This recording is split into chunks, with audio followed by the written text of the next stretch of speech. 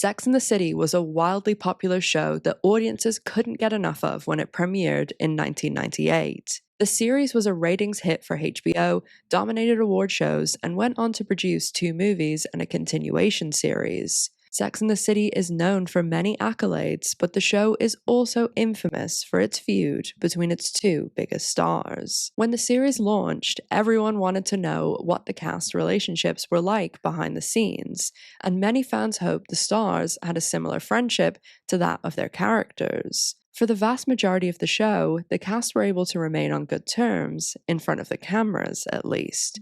But during the show's final season, cracks began to form between the cast, and rumors swirled about a feud between Sarah Jessica Parker and Kim Cattrall. Almost immediately after the series ended, discussions of a movie began to circulate, and from that point on, the stars of Sex and the City have been entangled in a drama-filled back and forth centered around money, notoriety, and who really was the star of the show. The cast were able to come to an agreement to produce 2 movies, but when it came time to film a third, the issues between Kim Cattrall and Sarah Jessica Parker intensified, with Kim Cattrall even at one point going on Piers Morgan's show to discuss her many problems with Sarah Jessica Parker. In recent years, the feud has become even more talked about due to the production of a Sex and the City continuation series, and Just Like That. And unfortunately for the producers of And Just Like That, a cast feud was not the only problem when it came to reviving Sex and the City. Viewers and critics were angered by the show's storylines, missing characters, sterile feel, and one character in particular, Che Diaz. The introduction and focus on Che Diaz to many fans felt like a representation of everything wrong with And Just Like That, and this led them to ask, should we really have revived Sex and the City after all?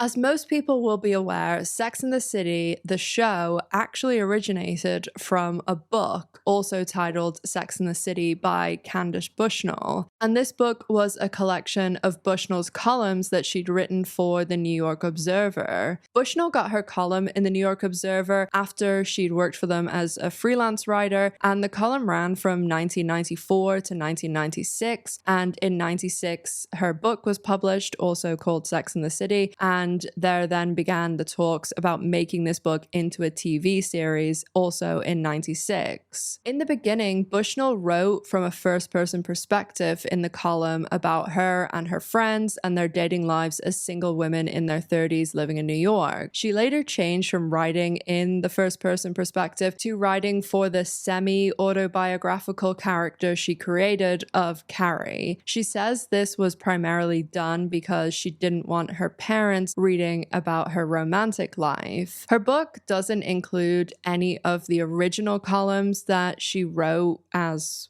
her first-person perspective.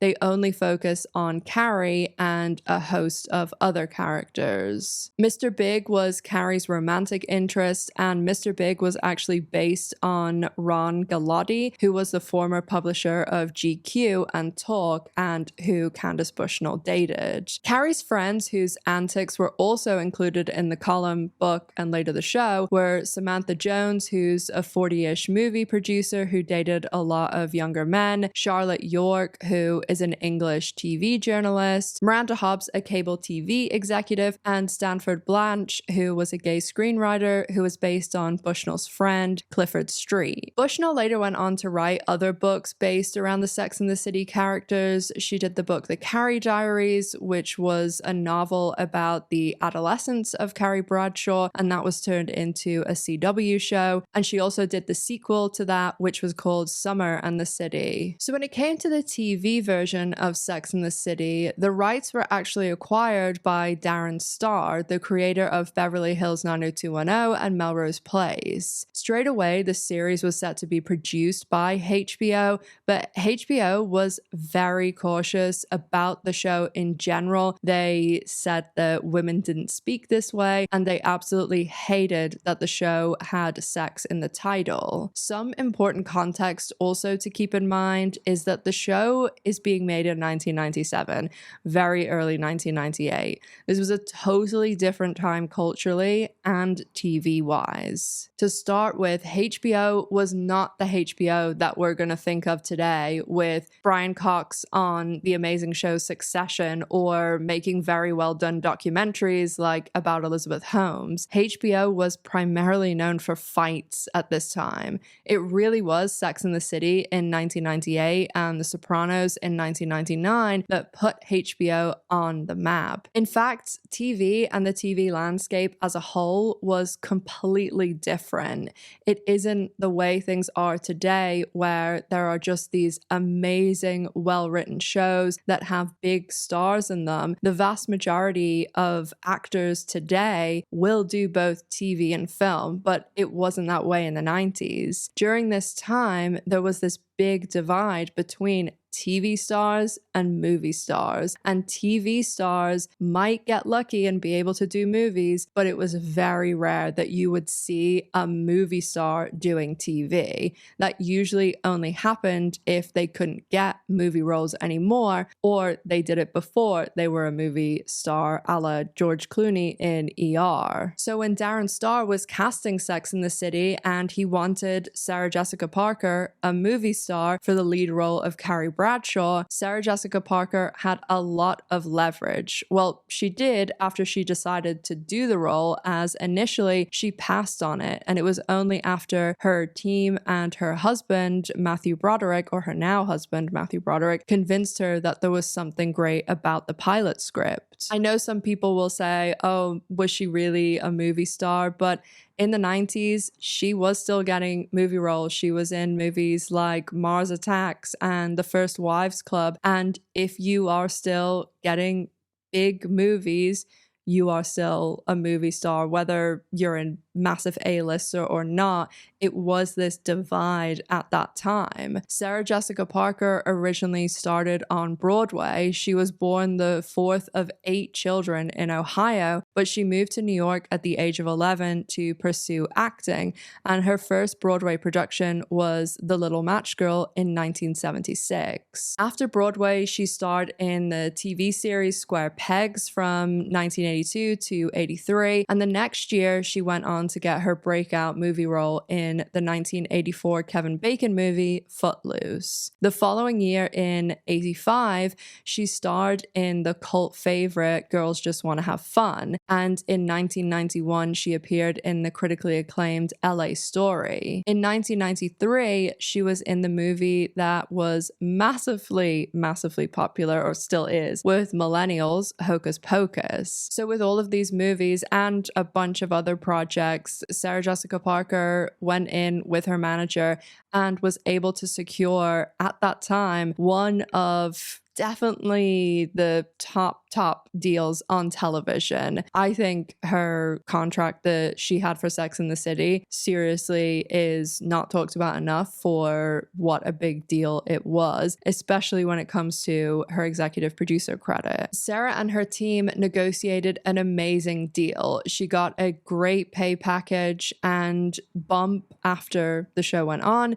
She was the star and #1 on the call sheet as the lead of the show. And I have spoken about how important being #1 on the call sheet is. That is the spot that secures you are the star. And she also was able to secure some other stuff with marketing guidelines about her name and her placement on posters and other merchandise and things like that. Everything I just mentioned was great. It was a good, strong contract, especially considering it was going on to HBO, which wasn't known for scripted shows and was known for drawing a very small audience for any of the few scripted shows that it had. The deal was especially strong too, considering that there was all this caution around Sex and the City as a show, because many people did not think the show would work, not just because of the title having sex in the name, but also because they thought it would not be a show that would appeal to anyone, least of all women. But everything I've just mentioned aforementioned pales in comparison to what else Sarah Jessica Parker and her team were able to secure for her, because by far the crowning jewel in her contract was the executive producer credit. And this is also the most lucrative thing that she secured. With the second season, she became an executive producer. And I cannot explain how unheard of it is for an actor to become an executive producer after one season that's 12 episodes on HBO in the 90s. Very, very rare. And executive producers, they vary greatly on their sort of demands and what they have to do and what power they have. But one thing that's always involved when it comes to executive producers is money. Being an executive producer is usually where the big money is. And especially if you're an actor and an executive producer, you're basically being paid twice. Your fee once for your episodes that you're appearing in as an actor, and then a fee on top as an executive producer. It's how someone like Ellen Pompeo was able to have this crazy $20 million deal, because she then was an executive producer of Grey's Anatomy. And for more about that, I have a video on Grey's Anatomy. But Ellen Pompeo, Grey's Anatomy is in its 21st season, and she's an executive producer now, but she was a co-producer, a producer. She didn't just boom go in as an executive producer. And usually there'll be years where you have to kind of work your way up to it. Even shows that are on the CW, you normally don't ever see one of them becoming a producer. They don't normally get executive producer on the CW. That won't usually happen until the 5th, 6th, 7th season, unless it's a situation like Charmed, which I also have a video on that and talk about this there, where Alyssa Milano and Holly Marie Combs were made producers because of the whole situation that went on with Shannon Doherty, and they wanted them to stay on the show. Well, they were blackmailing Holly Marie Combs to stay on the show, but there's more about that in my Charmed video. It's very unusual, and it's very unusual unless you have been on the show as a lead for a long time. I would have expected it maybe after 5 seasons, but after 1, definitely unusual. And Sarah Jessica Parker had a big payday for this too. Movie and TV contracts, especially for executive producers, can be complicated. And what I'm speaking about here is based on the executive producer contracts I have seen, and also ones that I've spoken to friends of mine who are either lawyers in the industry, or a really good friend of mine who's a lawyer for a big streaming network and works with mainly movies, but a couple of shows. I honestly could do an entire video talking about executive producer drama, because even with the L word, there is crazy stuff with what people do and how you can negotiate, and how you can also display your power by things that you can do and stuff like that. But there's also situations where actors can become executive producers because of their legacy or ties to a project, which we'll talk about when we talk about And Just Like That. Being an executive producer, obviously you get the pay bump and you are involved in a lot of decisions. There are some kind of vanity executive producer credits that it is just a pay bump and getting the credit. Hi guys, Editing Ash here. I know very early in the video, but I just wanted to mention one other type of executive producer, and that is the executive producers who are to do with the rights to a character or a show. And to explain this, I think it's better to use an example, and one of the first examples that comes to my mind is Buffy the Vampire Slayer. So the Buffy series that we all think of is a show that ran 97 to 2003, but there was originally a Buffy movie in 1992, and the movie was directed by a woman. Her last name is Kazooie, and her husband are very much a duo team, and they own a big portion of the Buffy rights and Angel rights. And so if you watch any episode of Buffy, they are credited as executive producers and paid as executive producers, even though they never stepped foot on the Buffy set. They had really no involvement with the project, no input on like storylines or characters or anything. So that is just another kind of executive producer, and someone that, you know, you might see them credited and think they have tons to do with the show, but they don't. So I just wanted to mention that as well. And I will go into that more soon because I promise the long promised Buffy the Vampire Slayer video is coming soon. But for now, back to Past Me. But Sarah Jessica Parker was involved in a lot of decisions with the show, and especially the two movies that came after the show and the series that's on now, And Just Like That. When the main Sex and the City cast were approached to do And Just Like That, they actually were offered executive producer credits, which happens a lot with these reboot revival shows. The legacy characters are often given an executive producer credit as a sweetener because none of them were made executive producers when the original show was on. It was always just Sarah Jessica Parker. So before we get into that and pay and everything, I want to briefly give you a bit of a rundown on the main cast and who they all are. All three of Carrie's friends from Candace Bushnell's Sex and the City column and book retained their names for the show, but their jobs and a lot of things about them were changed. Charlotte York, played by Kristin Davis, is depicted as having a very conventional and privileged upbringing in Connecticut, and she works at an art gallery and later a housewife. She's the classic overachiever character. She was prom queen and student body president, went to Smith College, and was in a sorority. She's very much a hopeless romantic and believes in true love and soulmates. She's first married a few seasons into the show to Trey and later Harry, who she is still with in And Just Like That. And Harry and Charlotte have two daughters, Lily and Rose. Miranda Hobbs is played by Cynthia Nixon, who's a very high-powered, career-driven lawyer. She has a bit of a cynical outlook sometimes, and she actually went to Harvard Law School, and she's from Philadelphia originally. People argue about this all the time, but she is probably Carrie's closest friend who she at least confides in the most, and Miranda is usually the practical person out of the four of them. Miranda's most significant relationship is with the bartender Steve, who she originally has a one-night stand with. Steve and Miranda are together for years and years, and they have a son in the original show, Brady. And when And Just Like That returns, which it sounds so weird to say that show name in a sentence, but when the show comes back, Miranda and Steve are still together, but by the end of the first season, they've split up, and Miranda begins a relationship with Che Diaz, who's played by Sara Ramirez. And don't worry, we'll talk about Che Diaz.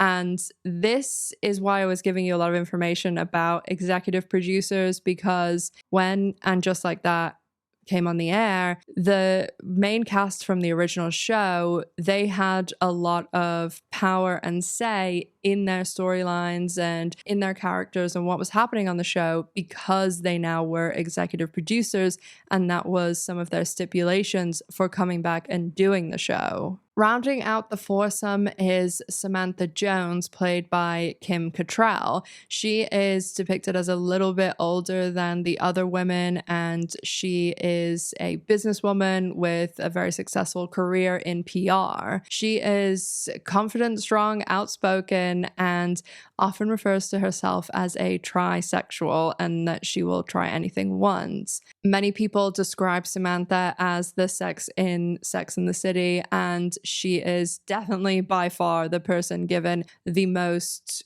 graphic and intimate scenes. And Samantha, in the first many seasons of the show, goes out with basically a different man every episode or every few episodes. But towards the end of the show, she gets involved with a younger actor who's named Jerry Smith Jared, who she refers to as Smith, and he's played by Jason Lewis. Sarah Jessica Parker definitely was an actor who was very involved with the show, was involved with the writing and making decisions with Darren Star and the head writer Michael Patrick King. Darren Star did leave the show after the first couple of seasons, and then that duty of running the show went to Michael Patrick King. He is also responsible for the movies and the series that's on now, and just like that. Anything I've ever heard about the behind the scenes of Sex and the City, which I will talk a little bit more about later, was that Sarah Jessica Parker was a good leader. I've always heard good things about how she treated people on set, knew all the crew members' names, and treated them very nicely, which, trust me, that is exceptionally rare. Some of the things that I could tell you about the L Word cast members and what they said to crew and how they treated them. Yikes. But Sex and the City became an enormously successful show. It was one of those shows that not only changed TV, but it changed the culture. I was in high school during the later seasons of Sex and the City, and even after it aired, it was a huge deal. All of my straight friends absolutely loved it, and I definitely watched the show, but I was never super into it. But when Showtime released the lesbian version, the L Word, I was all over that. And as anyone who has been a subscriber or viewer for a while probably knows, I actually got my start on YouTube on my original channel talking about the L Word Generation Q, which is basically the L Word's version of And Just Like That. And they were probably of the same standards, let's just say. The show appealed to women and gay men of all ages, but it was especially popular with women in their teens all the way through to their 50s. I know a lot of teens probably weren't allowed to watch the show, as when it came out, it was very much looked at as an adult show and the title and things like that, when now it might not be seen as risque. Being in high school when the show came out, it was very much a divide of whether you were allowed to watch the show or not. I mean, I went to boarding school and my parents let me watch Scream when I was like 10 because Friends was my favorite show, which to me is insane now, thinking about my 10-year-old nephew saying to me, oh, I want to watch Scream because my favorite show is Friends and Courtney Cox is in it. Like, that's lunacy. But my boarding school, we literally used to have Sex and the City nights and Nip Tuck nights. One of our boarding housemasters used to literally sit and watch Nip Tuck with us, which is crazy to think about. But when I moved to Tampa when I was 16, there were a lot of girls in my class that, because I went to an all-girls school in Tampa, the Academy of the Holy Names for any Tampa viewers, but there was a lot of people there at 16 that weren't allowed to watch it, and it seemed to appeal to those people even more because even though they didn't watch it, it was such a cultural show at that time that they still followed like a lot of the fashion trends and had like the little nameplate names. And when we got to like senior year and everybody was 18,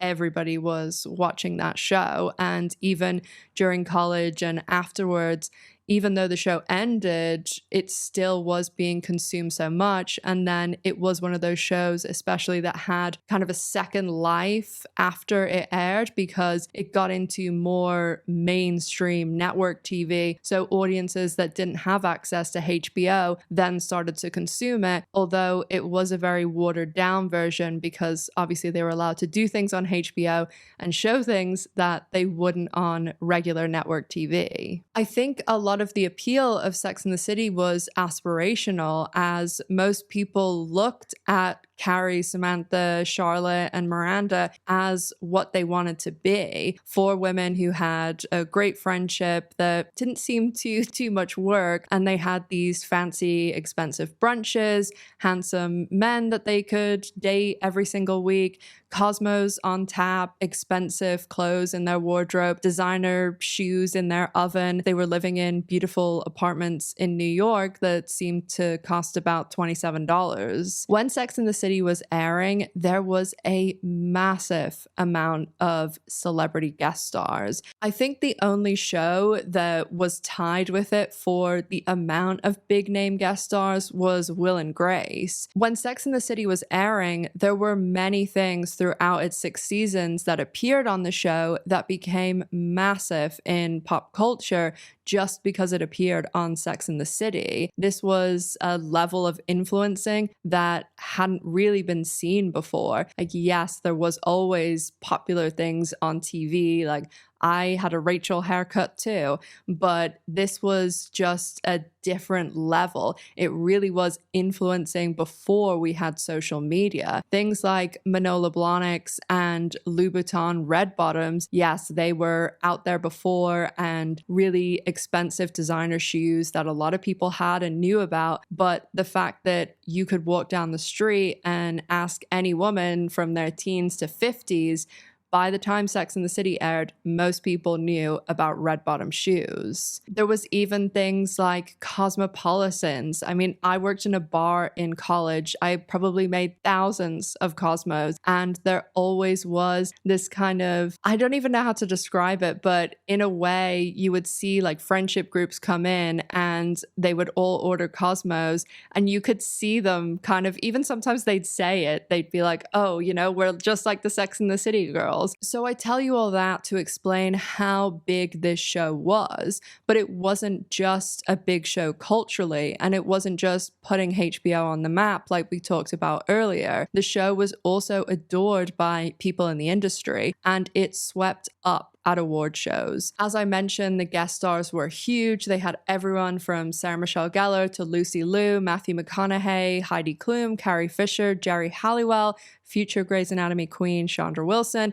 Bradley Cooper's first ever TV role was in Sex and the City. It would take forever to go over all of the celebrity guest stars, and it would take forever to go over all of the awards Sex and the City won as they swept up at award shows. But just Emmy and Golden Globe wise, for the Emmys, the show won for Outstanding Comedy Series in 2001 and for the final season in 2004. And also in that final year, Sarah Jessica Parker won for Leading Actress, and Cynthia Nixon won an Emmy for Supporting Actress. Both Kim Cattrall and Kristin Davis were nominated for Emmys that final year too, and every year previous, Sarah Jessica Parker and Kim Cattrall were always nominated in Leading and Supporting Actress, and Cynthia Nixon also was in there every year except the first year. Golden Globe wise, they swept the board even more. The show won the Golden Globe for Best TV Series, Musical, or Comedy, which I always think shows like this winning, it's like the Bear winning comedy.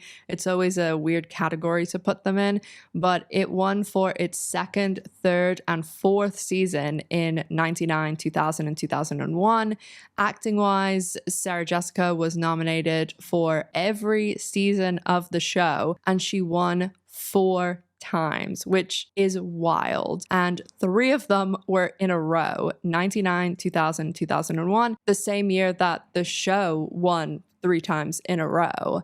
Also, Sarah Jessica won in 2003, and after season 1, the only year that Sarah Jessica Parker didn't win an Emmy or Golden Globe was 2002, and that year, Kim Cattrall won her Golden Globe for Best Supporting Actress. In her speech, she spoke about Sarah Jessica Parker and how grateful she was for Sex and the City, the show, and for her role as Samantha Jones. After Kim Cattrall won her Golden Globe, there were 2 more seasons of the show. And while there's always been discussions about Kim and Sarah Jessica not getting on, it really intensified these last 2 years. Because the media and tabloids and press were talking about these behind-the-scenes issues so much, the actresses began pushing this narrative that they were great friends, and anything else was just gossip. Nowadays, actors who are accused of being in feuds with people will say, oh no, we all get on, and try and spin this whole PR, we're like family. But as we all know, when actors don't get on behind the scenes, they will very much try and push this narrative that they are all friends and they all get along.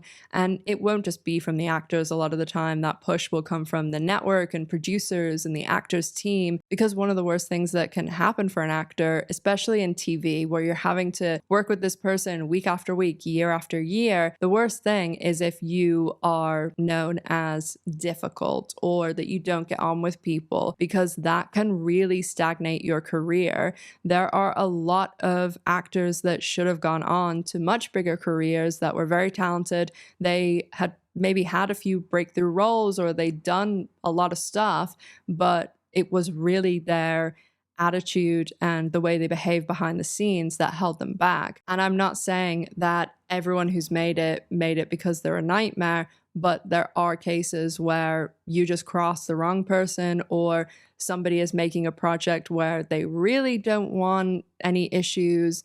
And if they have heard that you are someone that's going to make life difficult, they are going to turn to someone else for that role. I talked about the fact that Terry Hatcher, she had a lot of difficulty after Lois and Clark. And the only reason that she ended up on Desperate Housewives is because they thought that she had changed, and that was not the case. And if you need more details about that, I have a Desperate Housewives video. And there's plenty of other people that I've spoken about, and even on my original channel where I mainly was talking about the L word. I do promise that someday we will do an L word video, because there is no show on earth that I know more shit about than the L word. So that is the case a lot of the time. So really, it's not even the actors, but their whole team, their managers and the producers they're working with and the network. They all fight to put out this narrative that,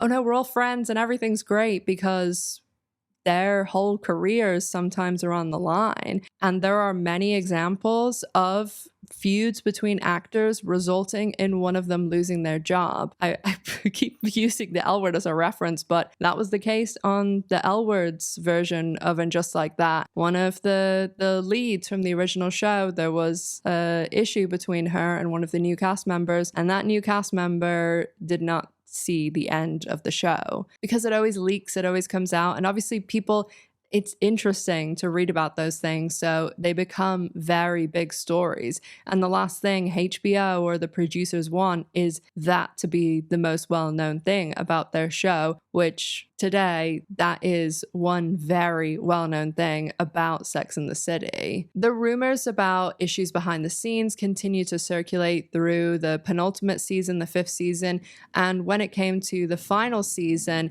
things really started to intensify. There also was a kind of growing thing in the fandom that people didn't really like the direction of Carrie's character in the last half of the show, and people in general really like Samantha's character. Obviously, certain fans preferred one of the 4 characters over the others, but I think if you polled 1,000 Sex and the City fans, many more of them would say Samantha was their favorite character over Carrie. And so this just kind of threw a bit of gasoline on it as well. Kim Cattrall was doing a lot of the very graphic scenes on the show, and there also was Cynthia Nixon doing a lot of those scenes, whereas Sarah Jessica Parker had a no nudity clause in her contract. So a lot of people pointed to this and said, well, she should be getting compensation for doing a lot more of these scenes, even though it was like more a contract thing. So when it came to the final season of the show, people were really wondering why they weren't continuing. Was it about money? Was it they were done with the project? Did HBO not want to continue? Which was hard for people to believe because the show was so popular. But people were thinking it was because of these issues. As I said, Kim Cattrall did speak fondly about Sarah Jessica Parker in her Golden Globe speech in 2002, but by 2004, when the show was concluding, things were very much in a different place. They actually weren't able to even keep up appearances of being friends anymore. When they attended the Emmys for the final season of the show, Sarah Jessica Parker, Cynthia Nixon, and Kristin Davis all sat sat together, and Kim Cattrall sat with a different group. She sat with Darren Star, who was the creator and who had left the show after the first season.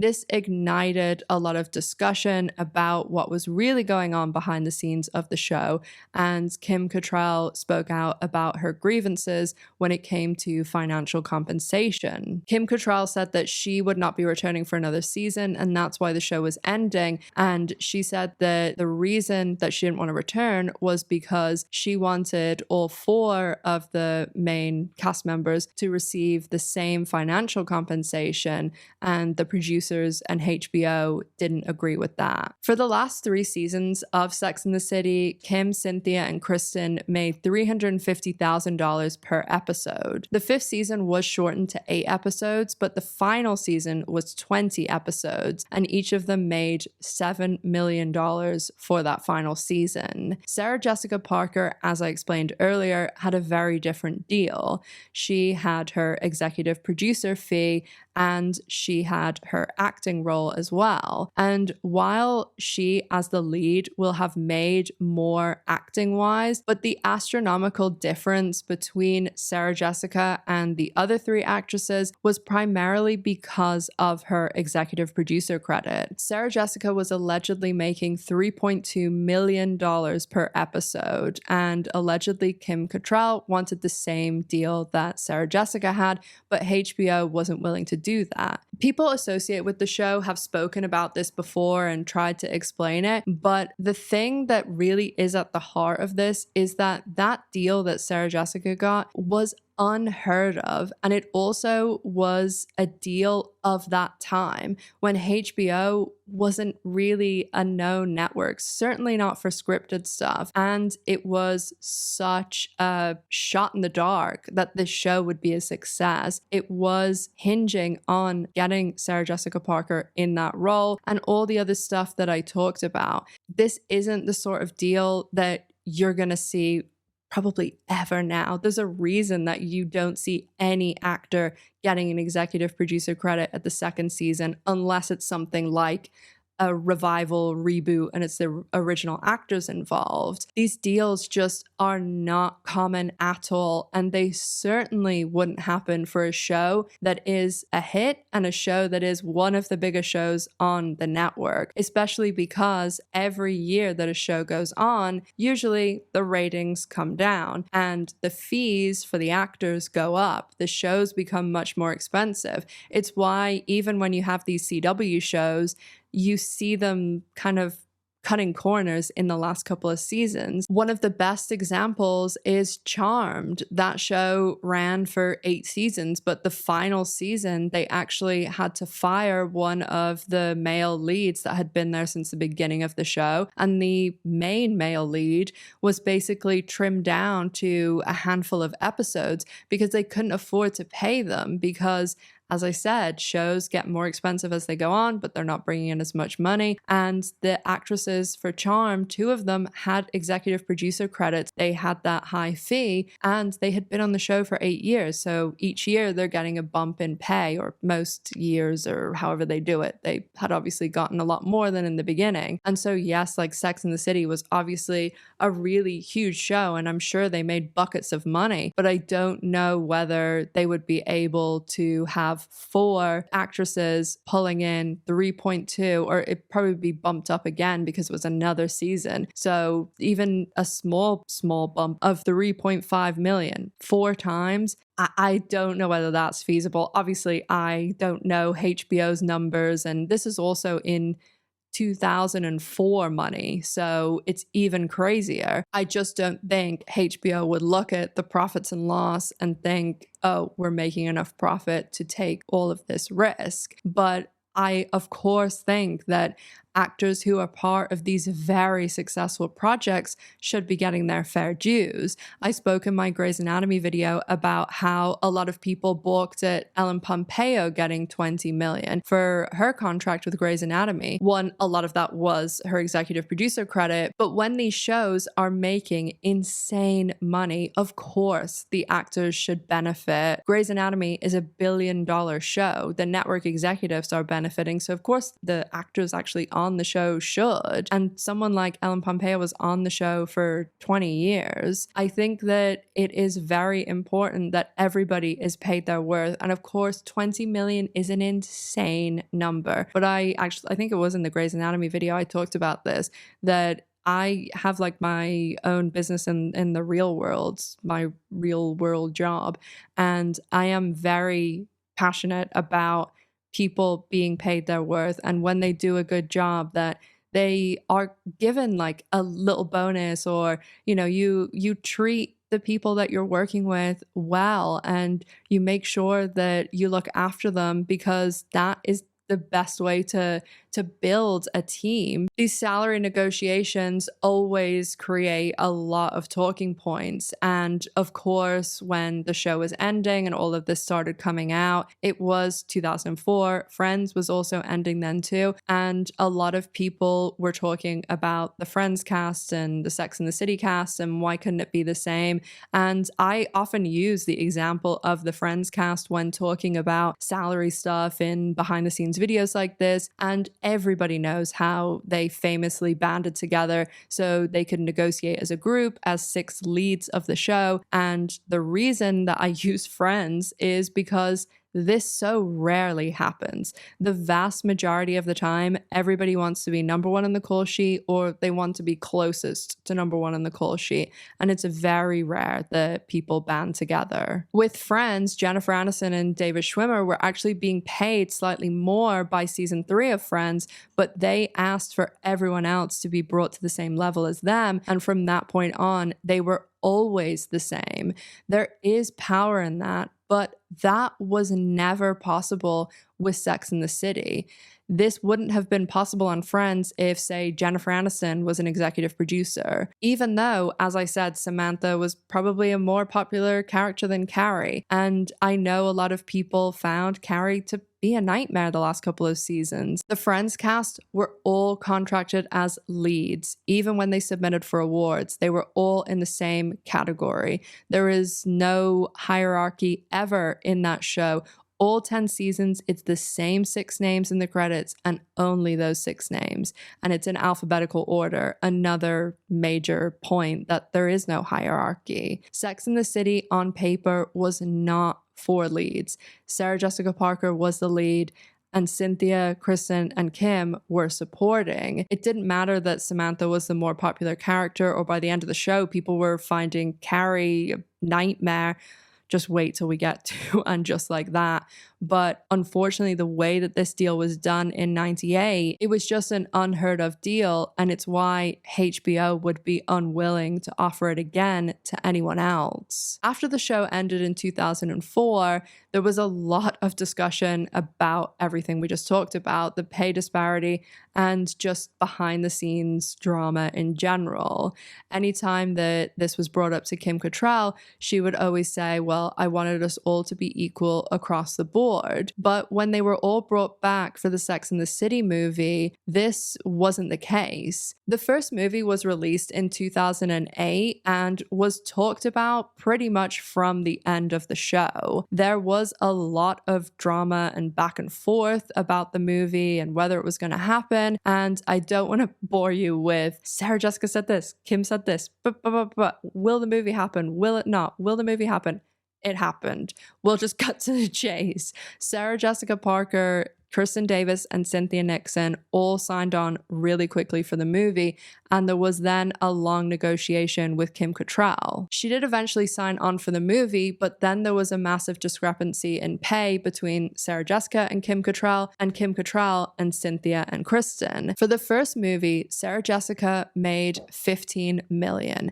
Kim Cattrall made $7 million, and Kristin and Cynthia made $3 million each. So Kim Cattrall made half of what Sarah Jessica made, and Cynthia and Kristin made half of what Kim Cattrall made. Again, I say, though Sarah Jessica Parker was an executive producer on the movie, so she had a lot of her money tied up in that credit, which means on paper, there was a much bigger discrepancy between Kim Cattrall and Cynthia and Kristin. The movie was a financial success and made over $400 million at the box office on a budget of $65 million, which is kind of crazy to think that half of the budget was for 4 actors and 1 executive producer. The movie got extremely mixed reviews, but Sex and the City fans really enjoyed it, so they decided to make a sequel that was released in 2010. Just like with the first movie, there was a lot of back and forth in the press about whether Kim Cattrall was going to do the movie. Sara, Cynthia, and Kristin all signed on straight away, and then Kim and her team, there was lots of back and forth. Yes, I'm doing it. No, I'm not. And it was in the media a lot too, but eventually she signed on and they upped the budget for the second movie. They ended up having a budget of $95 million. Sarah Jessica, for her acting and executive producer role, was paid $20 million. Kim Cattrall was paid $10 million, and Kristin and Cynthia were paid $4 million each. The second movie didn't make as much at the box office, just under $300 million, but this movie was torn to shreds by critics and a lot of the fans. When the first Sex and the City movie came out, I was in college and undergrad, and then when the second one came out, I was in grad school. But for both of them, I was running the AMC theaters in Tampa, the West Shore and Veterans locations. And there are certain movies from my time as an AMC manager that are burned into my memory. And both Sex and the City movies and Magic Mike, they were apocalypse. I still can remember those opening weekends like it was yesterday because they were absolutely wild. I'm sure most people know Magic Mike was actually set in Tampa and Channing Tatum grew up in Tampa. I actually used to work with a woman who dated him in high school, and there was a rumor that went around that Channing Tatum was going to come to the premiere screening at our AMC theater, so it was out of control. Magic Mike and both Sex and the City movies, it was the entire opening weekend, every seat full, and every single person in the theater was a drunk woman, every single one. And it was all like massive groups of friends, and they all, were like sneaking in water bottles with like vodka and stuff in it and cosmos. And at the second movie, there was probably the drunkest person that I've ever seen in my life. We actually had to call an ambulance for them. It was so bad, and they were I won't get into details, but because I know some people are a little bit squeamish, but yeah, not good. But after the second movie, there was going to be a third one, and they started this whole saga again of Kim Cattrall's not going to do it, she is going to do it, she's not going to do it, and this went on for a long time. Kim Cattrall actually did a piece in Variety and spoke about one of the storylines that they were apparently going to have in this third movie for Samantha, that was her sexting with Miranda's teenage son, which disgusting. But the third movie obviously did not happen. Negotiations really broke down between Kim Cattrall and Sarah Jessica and the production, but they did think for a while that Kim Cattrall was going to do it because the same thing had happened with the first 2 movies and she had wanted more money, so this whole thing had gone on. And most people now that were associated with the show say that they did think that Kim Cattrall really just like wanted to be done with the show and the character and everything by the time they were talking about a third movie. And you can't really blame her for that, for not wanting to be doing the same project again, or, like a different version of the same project. And I never have any issues with actors who like want to move on. The only time I have issues is when they will bash like the project that they were really known for, or they seem to be like, oh, that's beneath me now. The person who I think handles it the absolute best, and who I think is one of the best for handling fame in general, is Daniel Radcliffe. I think that he honestly is just like the blueprint that a lot of people should follow for that. Like he isn't super cringe about it or playing into it. He's just like, no, I know people are always going to know me as this character. I got ridiculously lucky. He really seems to have loved playing Harry Potter. He recognizes the absolute insane wealth that he has of it. And because of that, because he's had the money and success and some of the biggest films and franchises in history, he's like, no, I'm going to do this weird Al Yankovic movie, or I'm going to play a corpse. So I honestly absolutely love him, but I please don't do anything sketchy. Don't do anything weird. It's very rare now that I will say I love someone in a video, because I just feel all of them do something weird or accusations come out or something. So please do not let me down, Daniel Radcliffe, please. But when the third Sex and the City movie was still in the negotiation process, they actually were pretty confident that Kim Cattrall was going to sign on. So they started doing things like setting schedules and putting crew on hold, and they worked on the whole everything about the show or the movie over the summer, and then everything fell apart and Kim Cattrall said she wasn't going to do it. So it broke down, and then a lot of people were not happy that the movie wasn't going to proceed. We negotiated in good faith. You know, we wanted it to be a place that felt good to everybody. And if we were aware that contractually there were any issues, we hoped that they were settled because we wanted Kim to be there. Michael and I worked all summer. I had many conversations with her manager where, you know, I was told, well, she'd love to hear from you. I emailed her. I tried to reach out to her and say, like, we want you part of this. You're an integral part. Of course you are. You know, I hope when you read the script, you'll see the beauty, the joy, the heartbreak in it that I see, that we have seen. But I can't force her to see it. But we did negotiate through the process. And ultimately, the studio said we can't meet those asks of hers. We're not able to do it. We don't see the economics don't make sense for us. So then it's over. But that's not a character assassination. That's just the way business works. I'm not in a cat fight with anybody. I've not publicly ever said anything unfriendly, unappreciative about Kim. After the announcement the movie wasn't going to happen, Sarah Jessica was asked at an event about it, and she said, no, it's not halted, it's over.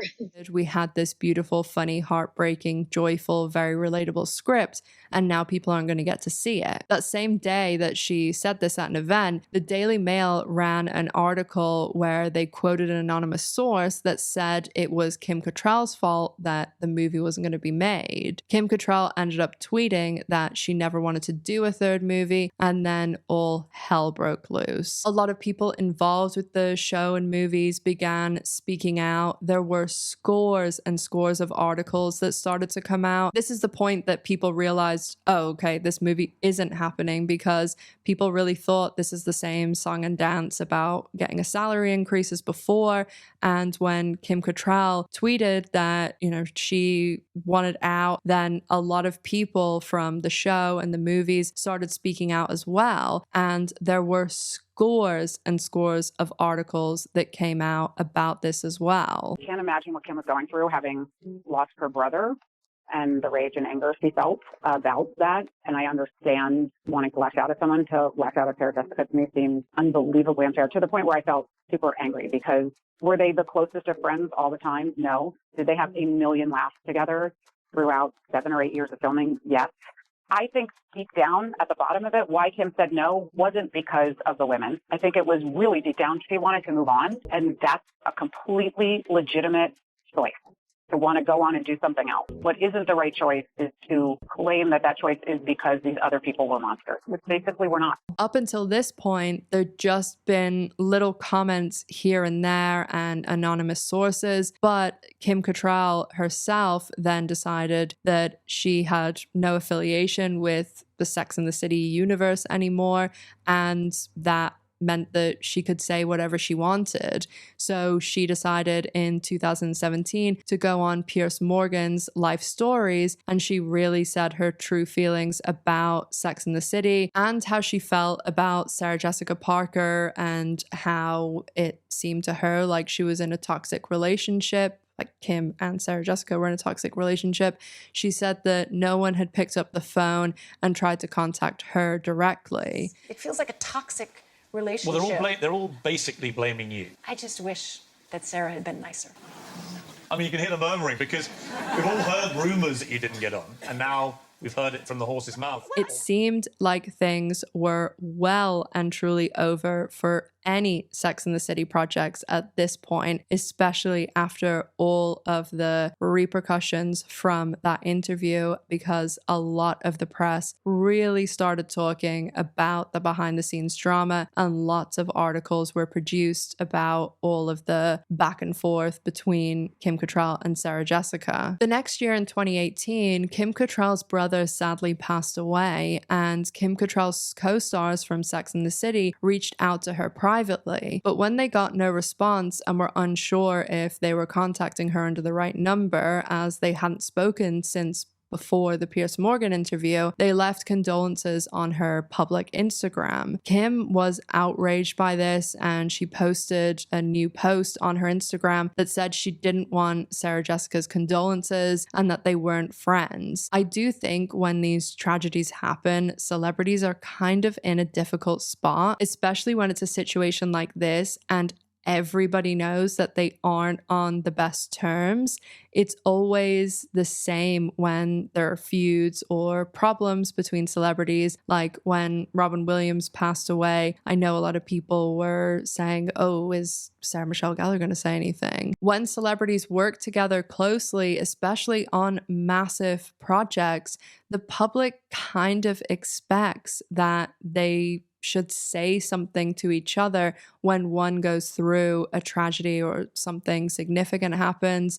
And if the celebrity, like if Sarah Jessica didn't say anything, she would have been absolutely destroyed online and told that she was this heartless, cruel person. And Sarah Jessica did reach out to her privately first, as Kim had made a point in the Piers Morgan thing to say she wanted to be directly reached out to. Of course, that was talking about the movie, but it seemed like that is the line of communication that she wanted, and it was to give her condolences. I've certainly worked with people, or even people I went to school with, that I was great work friends with but don't see anymore, or even people like at school that there's not really anyone that I didn't get on with, but people that I'd maybe just, say, hi, how's it going? Like they weren't people that I would hang out with, but now I'm still friends with them on Facebook and Instagram and stuff. And even I give you an example, the other day, someone that I knew from childhood that I probably haven't actually seen or spoken to in 20 years, their dog passed away. And I, of course, like when I saw the post, I was like, oh, I'm so sorry. That must be, I can't imagine like what they're going through. And I just don't think that that's so unusual. And especially when it's celebrities, they really are in this impossible situation, because if they say nothing, people will absolutely destroy them online and, vilify them and just say, oh, you're a heartless monster. But then if they say something, then people accuse them of being fake or this and that. It's always like that. You can never win, can you? With a lot of things that you say online. I think usually in situations when you say, oh, you can never win online, like there's a nuance to the subject, and the internet famously has issues with nuance. And this is one of those situations, because I think it just depends on the type of person you are.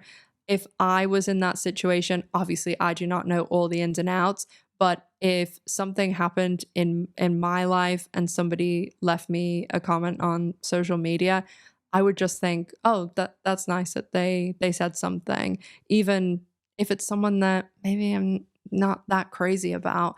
But I know that there's people, like I probably, even my sister would probably say that she wouldn't want somebody saying something unless they were, a close friend or family. So I think that it just really depends on the person.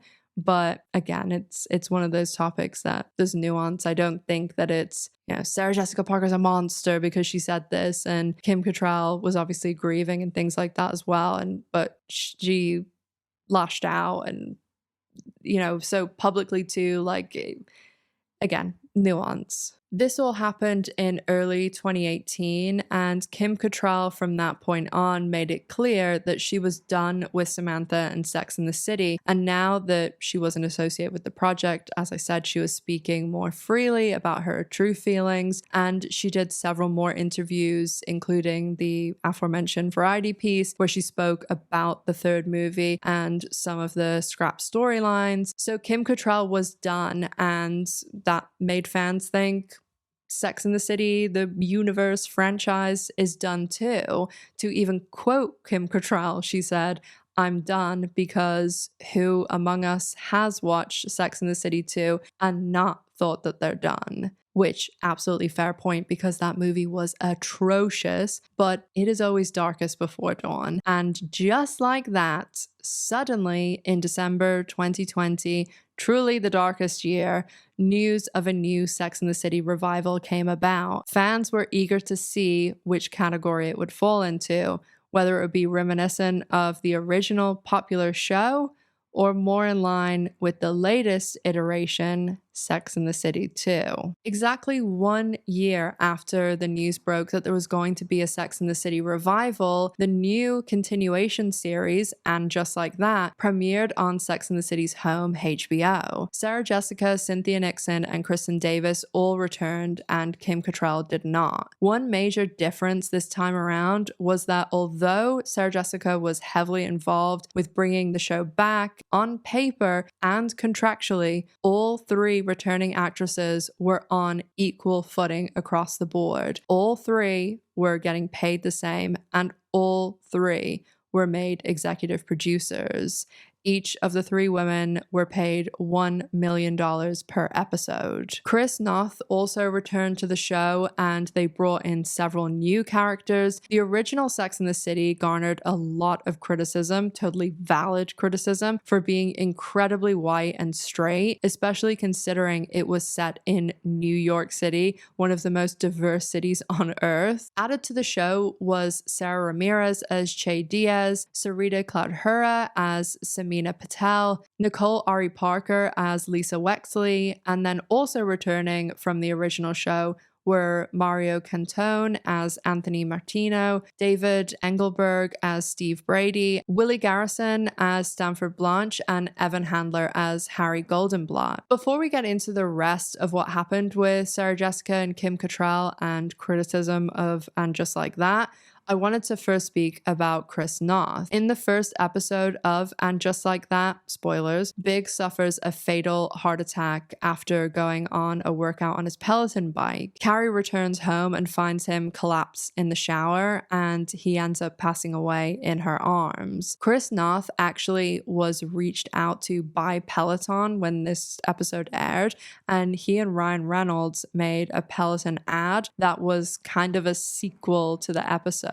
Despite being killed off, Chirs Noth was set to appear in the finale of And Just Like That, the season 1 finale, but was digitally removed due to accusations that were levied against him 1 week after the show premiered. And just to be crystal clear, these are accusations against Chirs Noth. He has not been found guilty nor charged over anything that I'm going to discuss. And Just Like That premiered on December 9th, 2021, and on December 16th, 2021, two women came forward with accusations against Chirs Noth. Both women used pseudonyms of Zoe and Lily, and they came forward with two independently described incidents of sexual assault and misconduct. Both women came forward to The Hollywood Reporter separately, and they didn't know about each other nor each other's stories before they spoke to the publication. According to Zoe, when she graduated from college in 2004, when she was 22,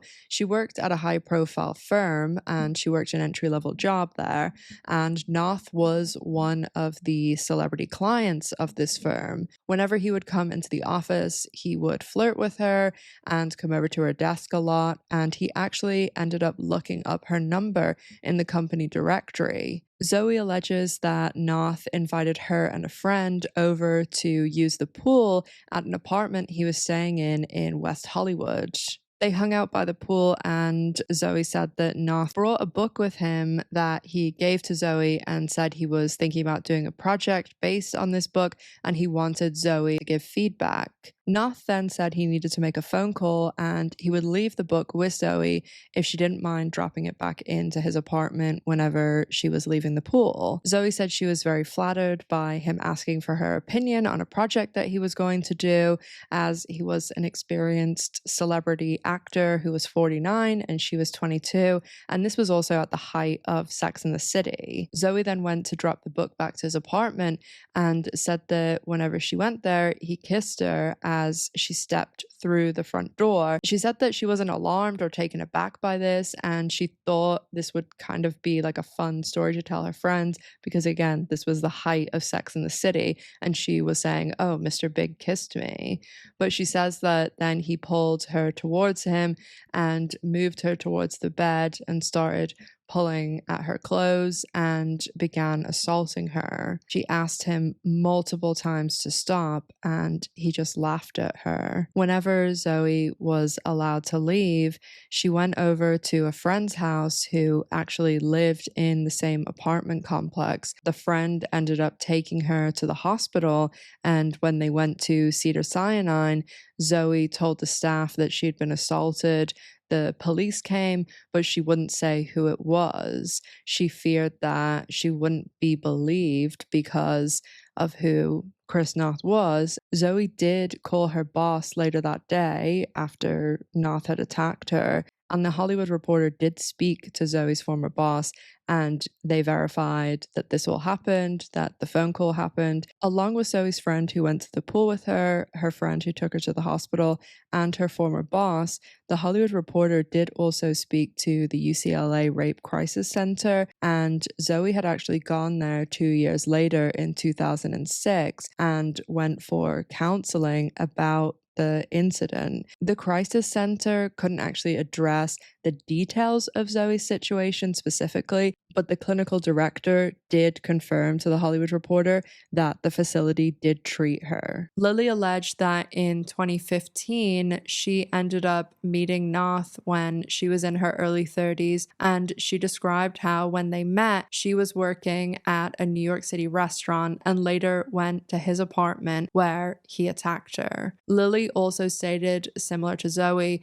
that she did not initially report the incident but was deeply affected by it. Both women came forward to the Hollywood Reporter where they told their stories publicly. When they came forward, they did not know about each other and they both came forward independently. They both said that they did not speak up earlier for fear of professional repercussions, feeling that they would not be believed, which is incredibly common, or that they would suffer backlash. Shortly after Zoe and Lily's accounts, several other women came forward with additional accusations of inappropriate behavior and misconduct about Chirs Noth. Though not all of these women accused him of assault, many described incidents of unwanted advances, inappropriate comments, and unsettling interactions. One woman alleged that he sent her sexually suggestive messages after they briefly dated in the early 2000s. And there were many other women in the entertainment industry that came forward and said that they had received inappropriate advances from Chirs Noth when they were working on projects with him. Noth denied all accusations, and he made a statement to the Hollywood Reporter and said that all of the encounters with the women were consensual and denied any wrongdoing. He described the incidents as a mutual connection and expressed that he was deeply troubled by the allegations, but insisted all of the accusations were completely false. When the accusations surfaced and the articles from the Hollywood Reporter came out, there was a woman who worked on Sex and the City. She worked as Charlotte's stand-in for pretty much the entire show. She wrote an essay that went viral about her experience with Chirs Noth, And the harassment that she spoke about on the set of Sex and the City was more verbal and talking about him saying very abhorrent and just disgusting things to other stand-ins that she basically witnessed. And a week after her viral essay, she did also do another piece in The Independent where she spoke about how she was disgusted with him being involved in And Just Like That in the first place. But she did also speak about her experience on the show and very much liking working with Sarah Jessica Parker and Kristin Davis. There were other negatives that she spoke about in the articles, but overall it mainly focused on how inappropriate Chirs Noth was and how she did enjoy her experience with Kristin Davis and Sarah Jessica Parker. After the allegations came out and the piece in The Hollywood Reporter, there was a massive public outcry about his behavior, and it sparked a lot of discussion in the media and also a lot of people who'd worked with him to come forward and make statements, including all of the main cast of And Just Like That. Noth was removed from all of his projects. He had been removed, as I mentioned, from And Just Like That. His CBS show with Queen Latifah, The Equalizer, completely removed him from any future episodes, and CBS and the production company behind it decided to part ways with him and said that they wouldn't have him appear in any future episodes. In addition to being removed from his TV roles, he also had several high-profile endorsements that were severed, including the one that I mentioned with Peloton, and from that point onward, he pretty much had any projects that he was doing either cancelled or he was removed from them, and anybody that had worked with him previously began distancing themselves from him. When it came to his Sex and the City and Just Like That co-stars, Kim Cattrall had famously had a strained relationship with him during filming of Sex and the City, and she did not publicly comment on the accusations. Sarah Jessica, Kristin, and Cynthia issued a joint statement expressing support for the women who had come forward with the allegations. Noth did defend himself on social media and said that he had a lot of sadness about the public backlash and stated that he had been cancelled unfairly. As of now, he has not been charged with any crimes in relation to the allegations, but some of them statute of limitations, and others, we all know how difficult these things are to even get charges or never mind go to court and actually have something happen. There were reports that he was exploring legal avenues, as I said, to clear his name, but nothing has come of that at all. When And Just Like That premiered and throughout the first season, the show garnered a lot of criticism. On my original channel, I actually did a video about And Just Like That and the L Word Generation Q and how they were both not great, and we're doing this very like box checking representation. When the show came out, I really think I know I watched like the first 2 episodes. I think I made it to 3, but I couldn't face any more than that. Sex and the City primarily worked because women related to the show, and that's why shows like Friends and The L Word and even like Dawson's Creek work, because people can relate to the characters. And yes, the characters are richer and they only seem to work an hour a day and they're all beautiful and live in these amazing New York apartments, but there is something relatable about them. We can suspend that disbelief as we know it's a show, but it's still rooted and grounded in something real. Lots of us have friendships like the ones on the show. Lots of us are in messy relationships. Lots of us make ridiculous purchases and make the wrong decisions. And Just Like That is just checking boxes and having these very fluffy conversations around certain hot topics. Everything on the show is just so far off the scale that no one can relate to the characters in any way. And to make things even worse, it seemed like they totally retconned a lot of the characters, making Carrie, the sex columnist, unable to discuss sex, and there just was nothing that you could grab onto with the show. Cynthia Nixon also started speaking out about how much she thought was wrong with the original show. And don't get me wrong, there is a lot wrong with the original show, and especially when you're watching it now and the differences. And Just Like That was not received well, especially the character of Che Diaz, who has to be one of the most disliked characters on TV in the past 10 years. The first season, the show did decent ratings-wise, but was shredded critically by critics and fans. The show was renewed for a second season, but continued to decline. The ratings dropped like 40% after the second season premiere, and reviews and fans' opinions fell even more in the second season. However, as I said before, it is always darkest before dawn. And despite it seemingly being crystal clear that Kim Cattrall was done with Sex and the City, just like that, she returned. But returned for a one-off cameo in which her character was only shot on a phone call, where she didn't have to interact with anyone from the cast. The crew didn't even actually know that they were shooting that scene the day that they filmed it. They didn't even know Kim Cattrall was going to be there for the filming. And also Kim Cattrall stipulated that the original costumer from Sex and the City, Patricia Field, was to dress her, not the costumer from And Just Like That. So for the season 2 finale of And Just Like That, Samantha Jones returned to the Sex and the City universe, and Kim Cattrall was reportedly paid $1 million for her cameo. She shot the scene over 4 hours. Her call time was at noon and wrapped at 4 p.m.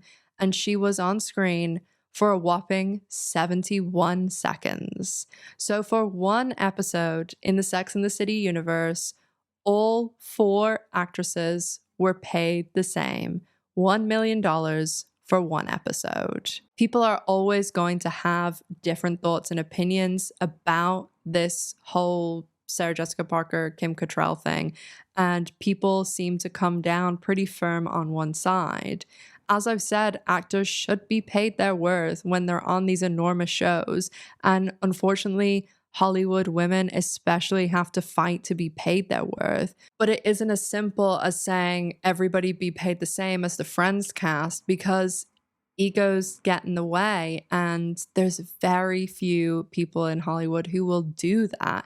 Because look at Sex and the City movies. That didn't happen. There's as big a difference between Sarah Jessica Parker and Kim Cattrall as with Kim Cattrall and Cynthia Nixon and Kristin Davis, but Sarah Jessica Parker was doing more. She was doing that executive producer role, and that also is an enormous factor that wasn't even involved in the Friends deal. It's why shows like The Morning Show, Jennifer Aniston and Reese Witherspoon, they're both leads, they're both executive producers, and they're both making crazy money. You can even look at this season 2 finale of And Just Like That. I mean, Kim Cattrall spent 4 hours shooting a 71-second scene, and the other 3 shot a lot longer than that. And they're all executive producers. They're involved in a lot more than just acting. And there's all that time that they've put in before it's shoot week of the episode. They'll have been involved. And this isn't the case for all executive producers, but I know this is the case with them. Like, they're involved in what's happening with the characters. They're involved with the writing, like all leading up to the shooting. And they're involved with seeing the edit and stuff like that too. And I do think that it's interesting that when all 3 actresses came onto And Just Like That, Sarah Jessica Parker, Kristin Davis, and Cynthia Nixon all received equal pay across the board and equal credits as an executive producer. That was the first project that Kim Cattrall wasn't involved in. Sarah Jessica has never publicly said anything negative about Kim Cattrall, and even when she's speaking about why the 3rd movie didn't happen, she never mentioned Kim Cattrall. When it comes to what the rest of the cast and crew have said over the years, there has been unanimous support on Sarah Jessica's side, and even people like Jason Lewis, who mainly only worked with Kim Cattrall, he has always praised Sarah Jessica, and when pressed about Kim Cattrall, he's pled the fifth. Stuff going back and forth in the press about Kim and Sarah Jessica Parker. You were there. Did you have a thought about it? Mm-hmm. Okay. What's your thought about it? Well, if you can't say something nice, don't say anything at all. All right, but would that be directed in any particular direction? Listen, Sarah was always just so lovely and such a consummate professional, and I think that people should remember their graciousness and the things that have been given to them. And I'm going to stop there. All right, I got nothing good to say. There's a Team Sarah or a Team Kim. My sense is you're on Team Sarah. I might just have to say, yeah. What a gracious lady. She was always so good. Were other people not as good to you? Sarah was amazing. Some people will say, oh, they probably have stayed on her good side because they want to be involved with projects or because she has the power to give them more money. But Jason Lewis's character is not going to be back on the show without Kim Cattrall's character. And there are countless other examples of other cast members who are long gone and not going to be involved with the project, or people speaking up when everyone thought there would never be any more Sex and the City universe saga. So I do think that that says a lot. As I usually talk about in these behind the scenes videos, a lot of actors, not all, but a lot, are nightmares, especially on these crazy successful shows. I'm sure it wasn't easy to deal with all these personalities, and especially when it's a super big show and there's all this are you a Carrie, Miranda, Charlotte, Samantha element that kind of puts them against each other. I'm sure that didn't make things easy. I'm sure no one had an easy time. And there's also other factors, like Kim Cattrall was doing all these crazy sex scenes, and this was at a time when there was no mandatory intimacy coordinators, and Sarah Jessica had a no nudity clause in her contract. But I will say, most of what I've heard about how Sarah Jessica Parker works and conducts herself and how she leads the show, it was all really positive stuff. And again, I think that speaks volumes. Also, the fact that all those people have stuck their necks out to praise her, because it seems to be a much more popular opinion to be on Kim Cattrall's side. When it comes to what I've heard about other cast members, I can't say it's the same about the positive stuff. To be honest, I haven't really heard anything about Kristin Davis outside of like a few little usual actor stuff, but really not that much. When it comes to Cynthia Nixon, she doesn't have the greatest reputation, and there were a lot of people that worked on the Sex and the City set that had issues with her. But when it comes to Kim Cattrall, a lot of the things about her are not very positive, and that's not just to do with Sex and the City. It's plenty of other projects. She doesn't have the greatest reputation. One other super bizarre thing that I came across about Kim Cattrall was this court order that her family had to get against her in Liverpool, which is where she's from, but she left there when she was like a baby. And there's this family plot where family members are already buried, and the kids of these buried family members had to get a court order against Kim Cattrall to get her to remove her name that she had got engraved in the tombstone, but didn't tell the family. And she had her name engraved and Liverpool's Cleopatra. I ended up looking up 3 different sources for this because at first I was like, is this real? Is this satire? And I just wanted to mention it because it's so bizarre and it didn't organically fit anywhere else in the video. But I'm really interested to hear people's opinion. I do think, like nearly every topic I talk about, this one requires some nuance. I'd love to hear everyone's thoughts on Sex and the City as a whole, opinions on, and just like that, I'm definitely interested to hear. If you made it to the end, please leave MVP below so I can personally thank you. I really appreciate anyone who watches, but especially the people that stay to the end. So thank you so much for doing so. As always, in the pinned comment and description box is all of my sources for this video, my social media, G's social media, Patreon, my original channel where I'm talking about Yellow Jackets. If you watch that show, you can join us over there. And if you enjoyed the video, consider subscribing, but no pressure. Just thank you for being here. As always, make sure to stay safe, take care of yourselves, and G and I hope to see you in the next one. Bye, guys.